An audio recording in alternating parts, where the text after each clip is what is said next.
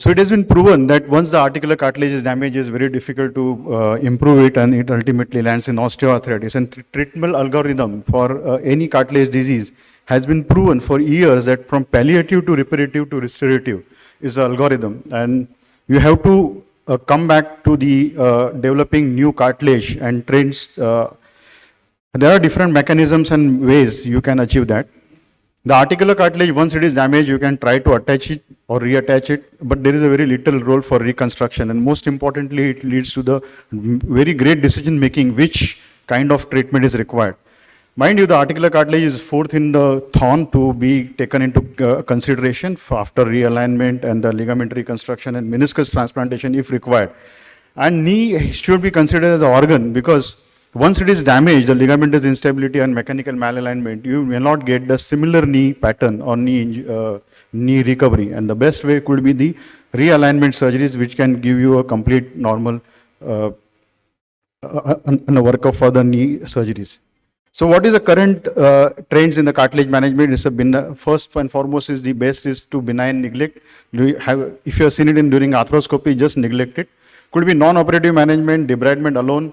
Microfracture and drilling have been practiced for years. PRP, BMAC and stem cells. The autologous cartilage, OATS and mosaic-plasty has been practiced by many surgeons. Cell-based repair is the one which is taking up now. And osteochondral allograft. Partial knee replacements like EpiSurf and Uni. Uni has been done, but it cannot be considered as a biosurgery. It's a replacement. So what we are looking at the osteochondral defect. Maybe in this fashion, the weight-bearing axis of the knee joint has been completely destroyed, and that is a lesion. So the various modalities of cartilage management varies from the easier and cheaper one procedures like debridement and microfracture to the most expensive one like osteochondral allograft and MASI. Microfracture has been practiced for years, and they found out that it has a substantial better amount of mesenchymal stem cells, and it is the first systematic approach where we could study the stem cell and effect of stem cells on the cartilage lesion. The only problem the product was not durable, the longevity, the return to sports may not be very accurate as far as the microfracture is concerned, and has been studied by many researchers. So when you do microfracture, you have to have this kind of mesenchymal stem cell release from the bone marrow if you have adequate amount of microfracture in that lesion. So this is what you should see at the end of your procedure once you release the tunicate. The possible improvement on the microfracture could be the nanofix technology, that is making the depth more than 9 mm, because that is a time when you really touch the mesenchymal pluripotent stem cells and they can be released into the lesion.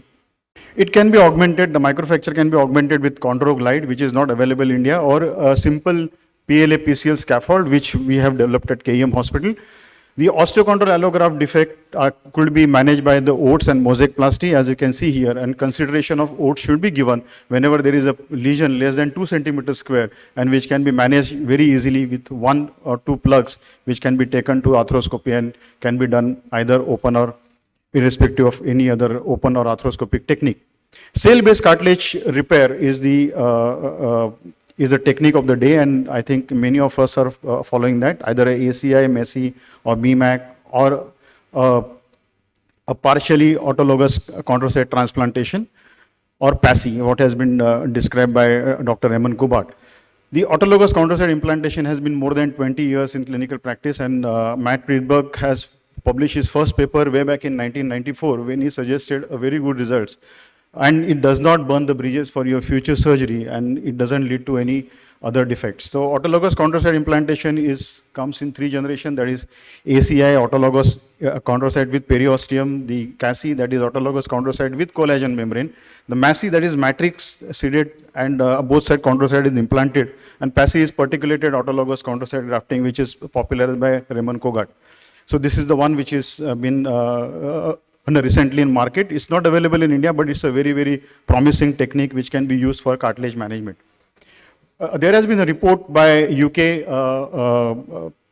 the National Institute for Health Science in United Kingdom. They found out that ACI has got better results as regards to microfracture and other treatment modalities, and it's less expensive given the quality of life and the outcomes are concerned. And BMAC is another way of managing the in a cartilage defect, you have to have a concentrate. We can aspirate from the posterior iliac or anterior iliac crest, and then you can put it in the cartilage lesion. You can see here the cartilage defect is completely filled with bone marrow aspirate concentrate, and this is the one X-ray. You can see the MRI with cartilage lesion, and after 24 months, the lesion is almost nearly healed. Cord-derived blood cells are being in practice, but it's not available in India. There are clinical research which is going on in certain institutes. And what we developed at our institute was matrix-derived cartilage transplantation. On both sides, you soak it with the cultured chondrocyte, around 60 million cells, which can be placed onto the chondral defect. And then you can fix it with either PRP or fibrin glue, and then it stays back. So it can be sutured in case it is required to suture if it is unstable. And the PLA-PCL scaffold technology is an ongoing multi-institute research, and probably it will be available in clinical use. There are many options like has been published and reported in history like NovoCart, Cartion, the Codon or Sperox type of cartilage technology which has been practiced by many surgeons across Europe, but they are not available in India. Osteochondral allograft is the one which is really promising. It currently is not, again, not available in India, but BioUni is the one which can give you a very better outcome for lesions more than 2 centimeters square. Stem cell is another technology, but it is again still on bench. There is ongoing research. We don't know whether it is really working. It's been in clinical use. Computerized 3D printing. Scaffolds can be used for your clinical practice, but again, it is almost in the clinical stage. So in summary, the acute chondral lesion needs to be treated as early as possible. Acute osteochondral lesion should be treated and evaluated properly so that you can set an algorithm. The femoral condyle and trochlear lesion, if it is less than 2 centimeters, one can manage it with the help of just the debridement or a microfracture. If it is 2 to 4 centimeters square, you can plan either ACI or osteochondral defect. If it is more than 4, please consider for the allograft treatment and allograft surgery. Thank you.